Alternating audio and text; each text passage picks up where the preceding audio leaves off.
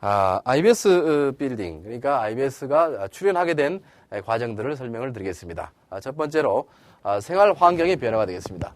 생활 환경의 변화는 우리가 잘 알듯이요, 수렵 생활 그리고 농경, 산업, 지식, 바이오 사회로 계속 변화하고 있습니다.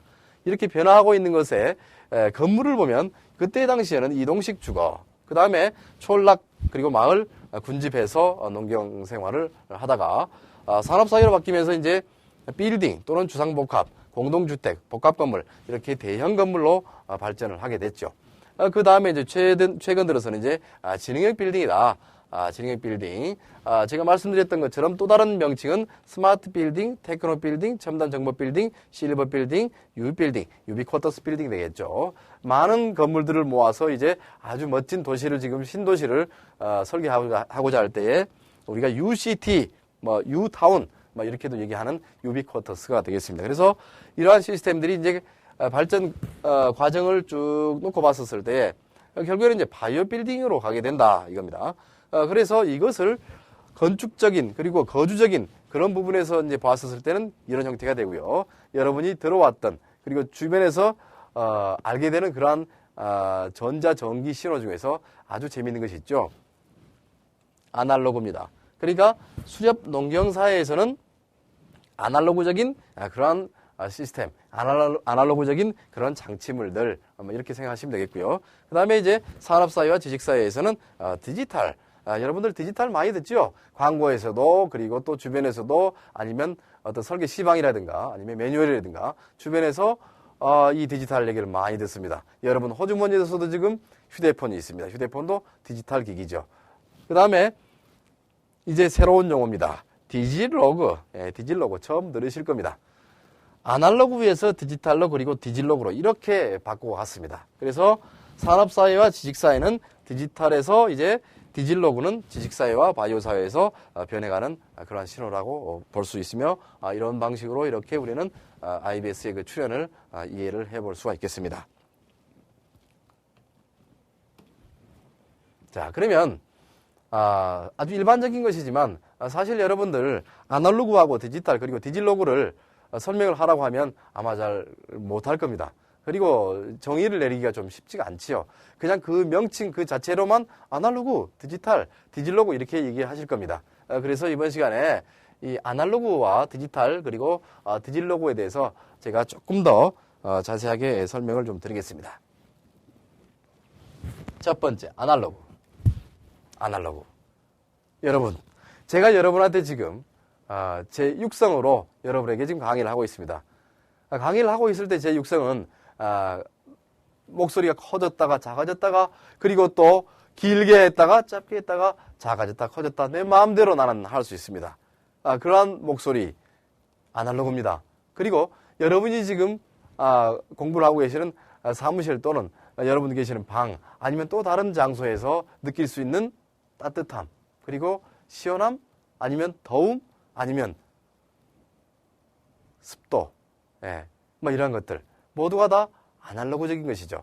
그래서 유량이라든가 풍량이라든가 전력량이라든가 음성 등 이러한 것들을 갖다가 양이나 그 크기를 나타내는 것 이것이 아날로그가 되겠습니다. 이 아날로그는 진공관이나 트랜지스터 시절 아주 오래된 시절이죠.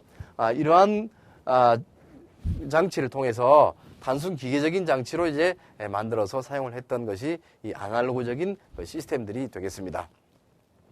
주로 이제 제조 산업에서 그 검출기라든가 제어기 등으로 이제 만들어서 사용을 했고 공기식 뉴매틱이죠.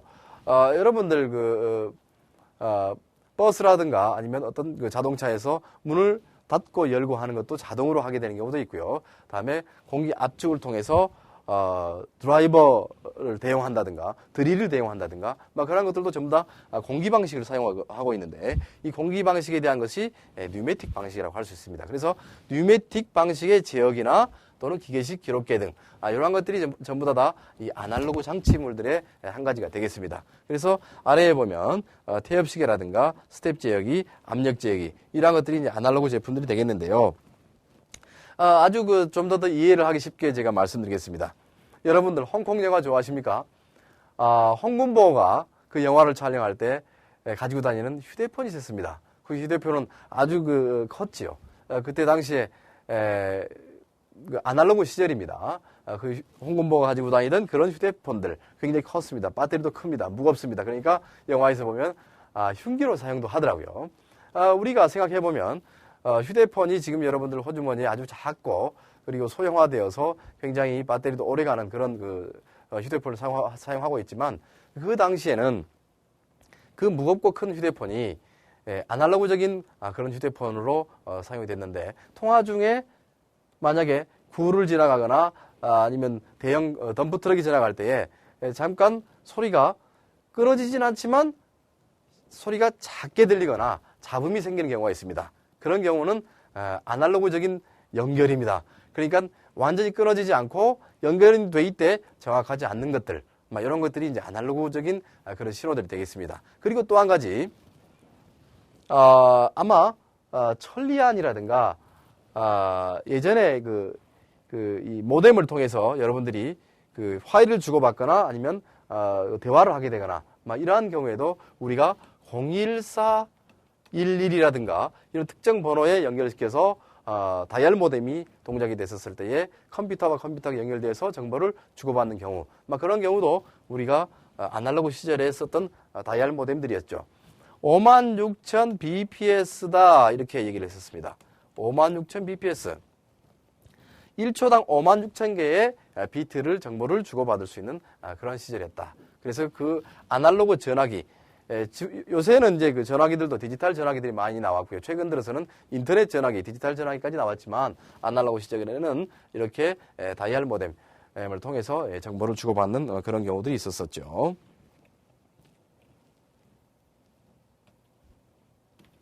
다음에는 여러분들이 이제 앞 시간에는 아날로그였지만 이제 디지털입니다. 아날로그는 참 인간적이고 따뜻하고 좋습니다. 그런데 디지털은요, 얼마나 단순하고 얼마나 쉽고 그리고 정확하냐면 이 둘밖에 없기 때문에 그렇습니다.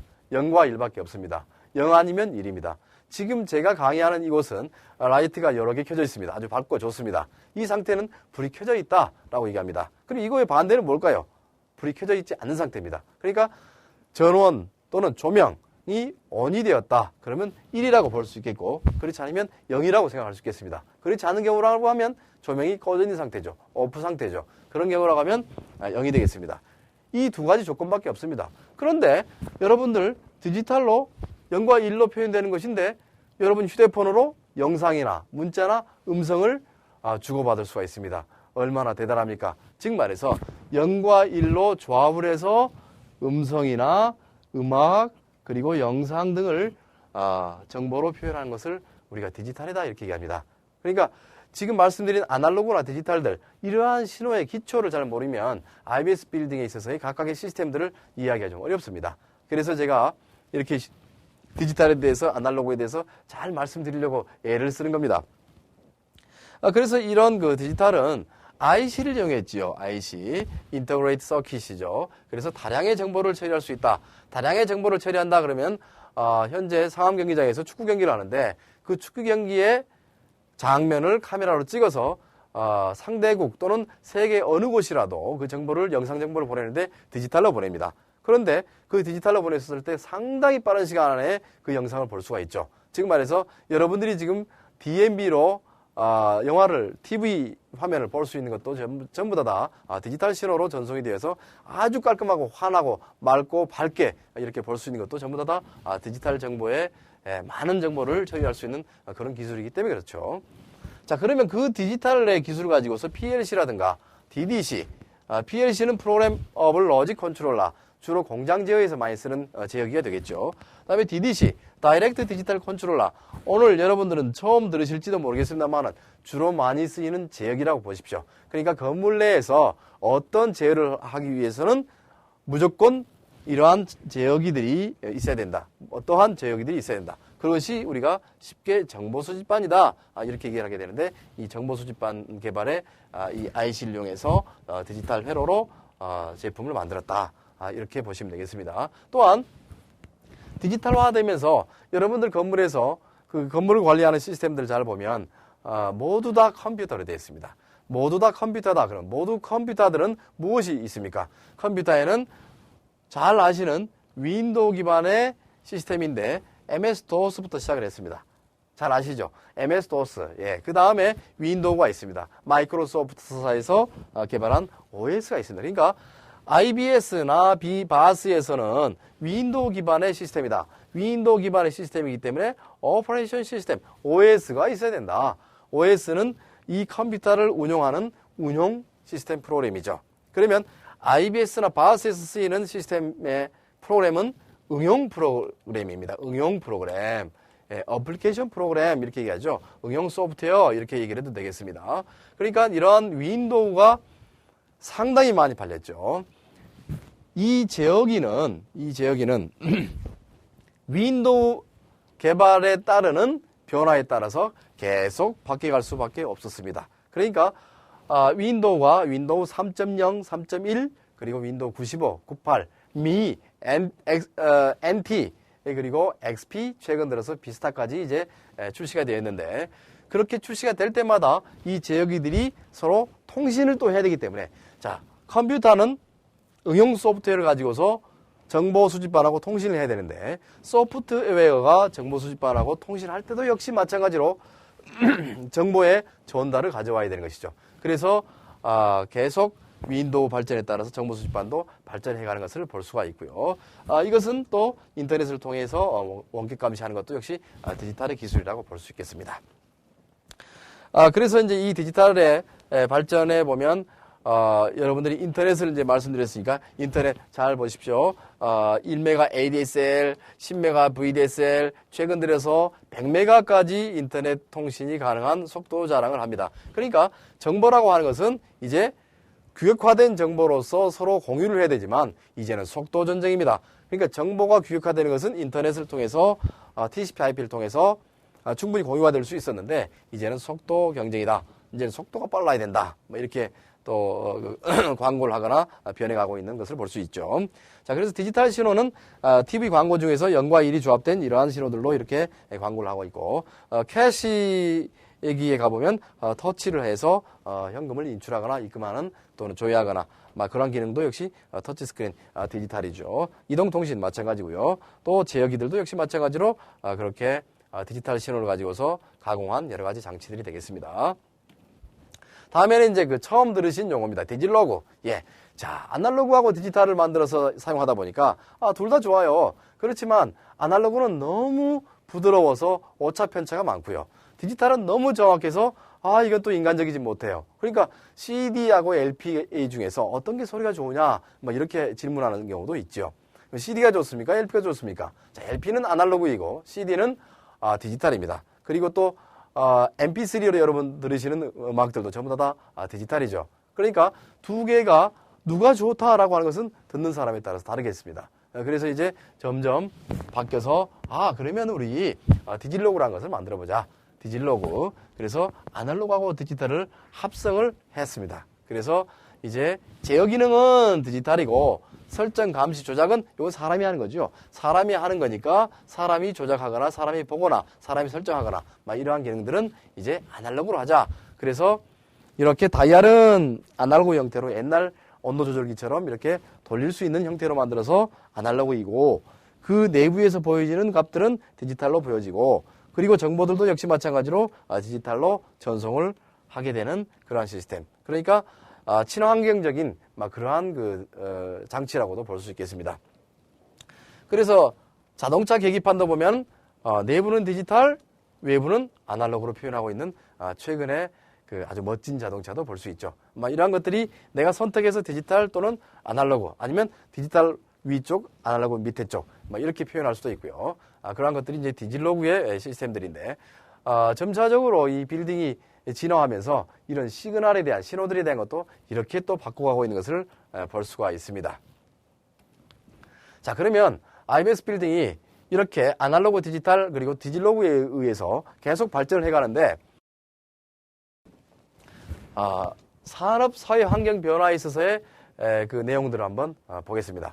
자, 산업 사회의 변화와 그리고 사회 환경 변화 이 두 가지를 놓고 보면 산업의 다양화, 그리고 세계화, 공동화, 공유, 활용, 수평 조직화, 이렇게 많은 내용들이 있습니다.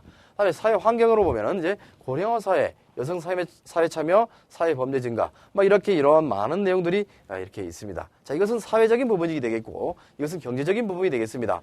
이 경제와 사회는 이 기술을 통해서 결국은 해결을 해야 됩니다. 이 기술을 통해서 해결을 해야 되는데, 인터넷 이용자가 증가하고 컴퓨터 이용이 이제 일반화됐고요. 그다음에 모바일 컴퓨터의 발전과 멀티미디어의 환경에서 우리는 이 기술로 해결한다. 이 기술을 해결하는 것이 무엇이냐? 데이터, 정보입니다. 이 정보에 의해서 모든 것들이 결국은 해결될 수 있는 것이고, 이 정보라는 것이 서로 너와 내가, 그리고 그쪽과 이쪽이, 그리고 그 시스템과 내가 모두 다 공유할 수 있는 그러한 시스템들이 바로 지능형 빌딩 시스템에서 굉장히 중요한 것이 되겠습니다.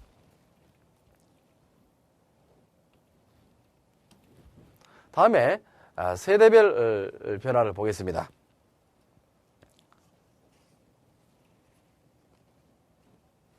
자, 세대별 변화를 보면 1세대, 이때는 혼동기입니다. 혼동기. 자, 혼동기다. 그러면 혼돈이다. 헷갈린다. 뭐가 뭔지 잘 모르겠다. 이런 경우가 되겠죠. 자, 1980년대에서 90년대 이 사이가 되겠습니다. 이 사이에는 IBS 빌딩, 지능형 빌딩에 대한 개념 정의가 불분명하다.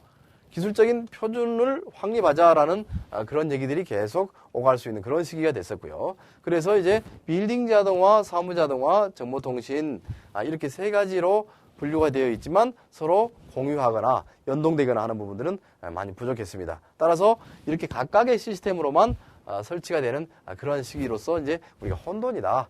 그리고 또 이 당시에는 미국과 일본 시스템들이 주로 도입이 됐었기 때문에 우리는 그러면 이것의 장점과 이것의 장점을 가지고서 한국의 시스템을 만들어야겠는데 이 한국의 시스템이 과연 어떤 것일까? 그러한 시기가 이제 바로 혼동기에 있었던 그런 일들이 되겠고요. 다음에 이제 2세대 1990년대 초에서 이제 90년대 중반 이때는 하이테크 기능 위주의 이제 시대입니다. 우리나라가 세계적으로 이 IT 기술이 굉장히 수준이 높죠. 그리고 제품들도 굉장히 좋습니다. LCD 기술도 그렇고요. 그리고 또 다른 기술들도 굉장히 인터넷도 마찬가지입니다만은 IT 강국이라고 할 정도로요. 하이테크 기능 위주의 시대이다. 그래서 지능형 빌딩과 재래식 빌딩 간의 차별화를 기술적인 면만 부각시켰다. 그래서 이러한 시스템들이 있는데 이러한 시스템들 중에서 우리가 기능적으로 하이테크한 기능적으로 차별화를 기술적으로 부활시킨다. 그러니까 네 것이 좋냐, 내 것이 좋냐, 이 시스템이 좋은가, 저 시스템이 좋은가 해서 계속 경쟁을 하기 위해서 또는 빌딩이 내 것이 좀 더 진화됐어 라고 얘기하는 것들을 자꾸 기술적으로만 해결됐던 그 시절이 90년대라고 볼 수가 있겠습니다. 그리고 이제 제 3세대에서 이제 90년대 후반부터 현재까지 지금 현재가 되겠습니다. 지금 현재에서 우리가 시스템 통합을 지향한다. 결국은 시스템을 통합을 지향하기 때문에 무엇이 필요합니까? 아까 제가 앞장에서 굉장히 중요하다고 말씀드렸죠. 어떤 겁니까? 정보죠. 정보. 데이터입니다. 이 데이터를 어떻게 쉽게 편하게 주고받을 수 있느냐? 그러면 이 쉽게 주고받을 수 있으려면 무엇이 필요합니까? 통신의 규격이 필요하죠. 규격. 여러분들 통신의 규격에서 아주 간단하게 이해할 수 있는 것을 말씀드리겠습니다. 여러분 USB 포트 아시죠? USB 메모리 스틱이요. USB 4단자로 되어서 직사각형으로 되어 있는 이 플러그. 요것만 있으면 어떤 컴퓨터에다 연결해도 전부 통신이 가능합니다. D카도 또는 메모리 스틱도 또는 또 다른 FDD 하드 어떤 것이든지 USB 포트다 그러면 전부 통신이 됩니다. 이거는 뭘 했습니까? 규격화 시켰습니다. 그래서 그 신호들을 아주 쉽게 주고받을 수 있고 컴퓨터 기종이 달라도 얼마든지 정보를 주고받을 수 있는 그러한 통신의 규격이 바로 USB라고 할 수 있겠죠. 이렇게 규격화된 통신의 방식에 의해서 정보는 시스템을 통합할 수 있는 것을 가능하게 했다. 그래서 현재에 보면 정보화의 진전에 따라서 사용자 위주의 효율적인 시스템 통합을 지향했다. 어떤 겁니까? 사용자 위주입니다. 사용자 위주. 설계자 위주라고 하면 일전에는 지능형 빌딩 시스템을 잘 모르기 때문에 설계자가 설계해준 대로 설치할 수밖에 없는 그런 모순들이 있었었는데 조금 더 이제 건물주나 또는 설계자나 또는 사용자가 내가 이러이러한 것을 설치해달라. 그래서 이제 사용자 위주로 가는 그런 시스템 통합을 지향하게 되는 것이 이제 현재라고 볼 수가 있겠습니다.